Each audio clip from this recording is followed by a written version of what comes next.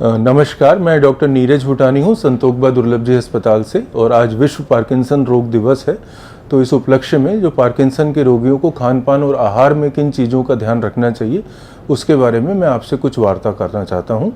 Parkinson के रोगियों को जो हम आहार एडवाइस करते हैं, जिसकी सलाह देते हैं, उसके पीछे दो मूलभूत सिद्धांत हैं या प्रिंसिपल्स हैं। एक तो ये कि जो पार्किंसंस होता है हमारे शरीर में, वो हमारे ब्रेन में डोपामीन की कमी होने से होता है। और डोपामीन की कमी इसलिए होती है क्योंकि जो डोपामीन बनाने वाली कोशिकाएं हैं उनकी संख्या धीरे धीरे दिमाग में कम हो जाती है या वो कोशिकाएं मृत होने लगती है। इसके वैसे तो कई प्रपोज्ड हाइपोथेसिस हैं कि ऐसा क्यों होता है, पर इसमें एक मेन सिद्धांत ये भी है कि ये ऐसा फ्री रेडिकल्स के कारण होता है। अब ये फ्री रेडिकल्स क्या हैं? फ्री रेडिकल्स ऐसे हानिकारक या विषाक्त पदार्थ हैं जो हमारे वातावरण में, हवा में, पानी में, भोजन में हर जगह मौजूद होते हैं। और जैसे जैसे हमारी उम्र बढ़ती है, हमारा इन पदार्थों से एक्सपोजर बढ़ता जाता है। दूसरा, ये पदार्थ हमारे शरीर में भी किन्हीं अन्य पदार्थों के मेटाबॉलिज्म के द्वारा उत्पन्न हो सकते हैं। तो जो हमारा भोजन का रहेगा वो इस प्रकार से रहना चाहिए पार्किंसन में कि फ्री रेडिकल्स हमारे शरीर में कम हो, भोजन में भी कम हो, और जो फ्री रेडिकल को काउंटर करने के लिए जो एंटीऑक्सीडेंट्स होते हैं उनकी मात्रा हमारे भोजन में अधिक हो।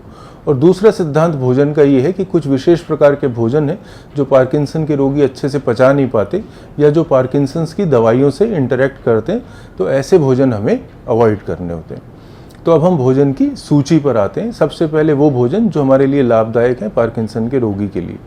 सबसे पहले उसमें आएंगे हमारे ड्राई फ्रूट्स, पर्टिकुलरली बादाम।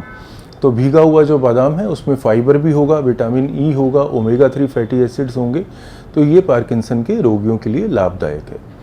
दूसरा ग्रुप हमारा आएगा जो लाभदायक है, वो है हल्दी, अदरक और इनसे मिलते जुलते मसाले।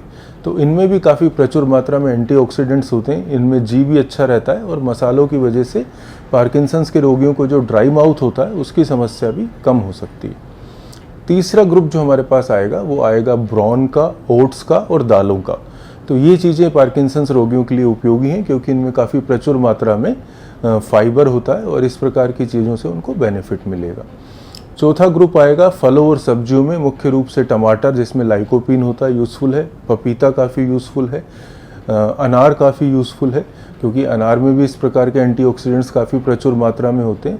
गाजर इत्यादि जैसी चीज़ें भी पार्किंसंस के रोगियों के लिए काफ़ी उपयोगी हैं। अब हम उन खानों पर आएँ जो इतने उपयोगी नहीं हैं या जो थोड़ा नुकसान पहुंचा सकते हैं। तो उनमें सबसे ऊपर नाम आता है मिल्क प्रोडक्ट्स का। इनमें खास तौर पे जिनमें सैचुरेटेड फैट होता है वो प्रोडक्ट्स अवॉइड करने चाहिए। आमतौर पे पार्किंसंस वाले इनको पचा भी नहीं पाते। दूसरा होता है टोफू करके, जो है सोयाबीन से बनता है, और सोयाबीन इटसेल्फ भी अवॉइड करनी चाहिए क्योंकि उसमें मैग्नीज होता है। तीसरा, हमें अचार या फर्मेंटेड सलाद जो होता है पत्ता गोभी का, ऐसी चीज़ें अवॉइड करनी चाहिए।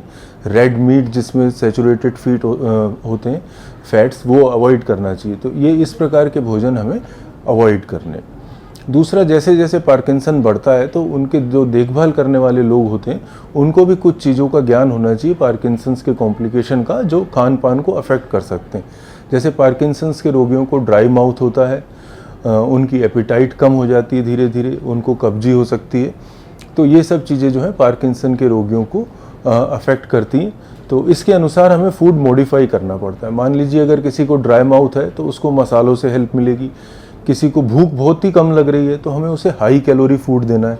तो हम चाहते हैं कम मात्रा में भी ज़्यादा कैलोरी हो, तो उसके फूड में हम घी और पनीर जैसी चीज़ों की मात्रा बढ़ा सकते हैं। किसी को कॉन्स्टिपेशन है तो उसको फाइबर्स ज़्यादा देने हैं, तो ब्राउन और ओट्स जैसी चीज़ें हम उसको ज़्यादा दे सकते हैं। तो इस प्रकार से हम पार्किंसन के रोगी के अनुसार जो है उसकी डाइट, उसके कॉम्प्लिकेशंस के अनुसार भी मॉडिफाई कर सकते हैं। कोई बिल्कुल निगलने में बहुत तकलीफ हो रही है तो हम ब्लेंडर के द्वारा उसको क्रश करके फूड को सेमी सॉलिड बनाकर उसे दे सकते हैं। उसके साथ में एक और आखिरी में एक बात बताना चाहूँगा, जो पार्किंसंस की मुख्य दवा है लीवोडोपा, वो फूड के साथ इंटरेक्ट करती है। तो वो दवा हमेशा खाने के 1 घंटा पहले या 2 घंटे बाद में दी जाए, खाने के साथ नहीं दी जाए। बस आज आपसे इतना ही कहना चाहता हूँ खान पान के बारे में। धन्यवाद।